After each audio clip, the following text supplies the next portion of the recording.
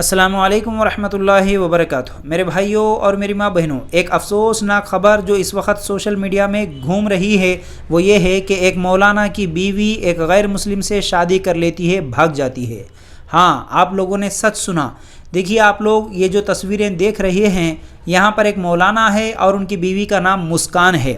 ہوا یوں کہ جب ان کی شادی ہوئی، شادی کے بعد ان کی بیوی پڑھنا چاہتی تھی تو اس لیے وہ مولانا اپنی بیوی کو پڑھا رہے تھے، لیکن جب ایگزام لکھنے کی باری آئی تو مولانا خود تو نہیں گئے اپنی بیوی کو لے کر ایگزام لکھانے کے لیے، لیکن ان کا ایک دوست تھا جو غیر مسلم تھا، جس کا نام رام کمار تھا، تو وہ اپنے دوست رام کمار کو ساتھ میں بھیجتے ہیں ان کی بیوی کے۔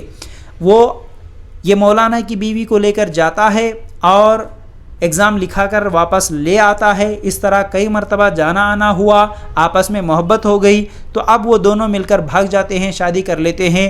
مولانا کی بیوی سے ان کے دوست نے شادی کر لی۔ دیکھیے، اسلام کسی غیر مسلم سے دوستی کرنا حرام نہیں بولتا، گناہ نہیں بولتا، اسلام اسے منع نہیں کرتا، اور شادی کے بعد اپنی بیوی کو پڑھانے سے بھی اسلام نہیں روکتا، اور یہ گناہ بھی نہیں ہے۔ لیکن یہاں پر مولانا نے جو غلطی کی، اصل میں وہ غلطی یہ ہے کہ وہ یا تو خود لے جاتے اپنی بیوی کو ایگزام سینٹر پر، یا نہیں تو کسی محرم رشتہ دار کو ساتھ میں بھیجتے، لیکن انہوں نے یہ کام نہیں کیا، بلکہ اپنے دوست پر بھروسہ کیا جو کہ غیر مسلم دوست تھا، اس کو ساتھ میں دے کر بھیج دیے۔ ایسے واقعات ہم لوگ بار بار سنتے ہیں، کئی مرتبہ نیوز میں بھی سنتے ہیں، سوشل میڈیا پہ بھی سنتے ہیں، آس پاس میں بھی کئی لوگوں میں ہم لوگ ایسے واقعات سن رہے ہیں۔ میرے بھائیوں، اصل میں کرنے کا کام کیا تھا؟ ہم لوگ اگر اسلام کو فالو کرتے، اسلام کے مطابق عمل کرتے تو ایسے واقعات نہیں ہوتے۔ ہم لوگ ایسے واقعات سننے کے باوجود بھی خود عمل کرنے کی کوشش نہیں کرتے۔ ہم لوگ بھی جب کبھی بھی اپنی بچیوں کا، اپنے بہنوں کا، جب کبھی بھی کالج کو جانے کا مسئلہ ہوتا ہے یا پھر ایگزام لکھانے کا مسئلہ ہوتا ہے، تو ہم بھی محرم اور غیر محرم کی تمیز چھوڑ کر خلیرے، ممیرے، پھپھیرے بول کے جس کے ساتھ چاہے اس کے ساتھ بھیج دیتے ہیں، اور باہر لڑکی جا کے کیا کر رہی ہے، کس کے ساتھ بائک پہ گھوم رہی ہے، کس کے ساتھ ایگزام سینٹر کو جا کے آ رہی ہے، ہم لوگ نظر نہیں رکھتے۔ اس لیے تو ایسے واقعات ہوتے ہیں۔ جب کبھی بھی ایسے واقعات ہوتے ہیں تو ہمارے مسلمان اور مسلمانوں کے ذمہ دار اور تنظیمیں 4 دن صرف ایک دوسرے کے سامنے تبصرے کر لیتے ہیں، اور 4 دن تقریریں کر لیتے ہیں اور افسوس کر لیتے ہیں، اس کے بعد بھول جاتے ہیں۔ لیکن ایسے واقعات کو روکنے کے لیے ہم لوگوں نے کیا کوشش کی؟ مسلسل کوئی محنت ہو رہی ہے کیا؟ نہیں ہو رہی ہے، نہیں ہو رہی۔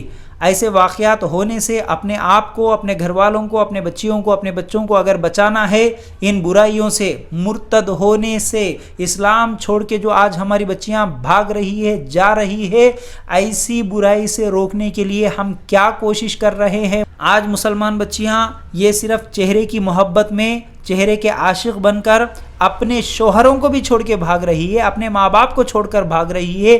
یہ بچیاں پھر 2-4 سال نہیں گزرتے کہ وہ شوہر کی طرف سے ظلم و ستم سہتی ہیں، یا پھر زناکاری، بدکاری کے اندر ملوث ہو جاتی ہے، یا پھر ہوٹلوں میں بیچی جاتی ہے، یا پھر ناچنے گانے والے اڈوں پر بیچی جاتی ہے، یا پھر خودکشی کر کے مر جاتی ہے۔ ایسے واقعات سننے کے باوجود بھی ہماری بچیوں کو اور ہماری بہنوں کو آج پھر بھی یہ بات سمجھ میں نہیں آ رہی ہے۔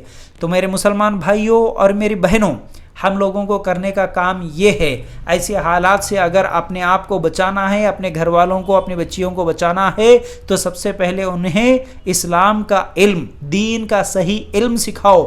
بچپن سے دنیاوی علم بھی سکھاؤ، لیکن وہ بعد میں، سب سے پہلے اسلام کا صحیح علم ان کے پاس ہو، اللہ دیکھ رہا ہے یہ احساس ہو، اللہ کا ڈر ہو، ہمارا دین کیا ہے، ہمارا اسلام کیا ہے، ہمارے نبی کیا ہے، ہمارا قرآن کیا ہے۔ اصل میں دین کے بارے میں صحیح علم ہوگا تو پھر ایسی حرکتیں نہیں کریں گی۔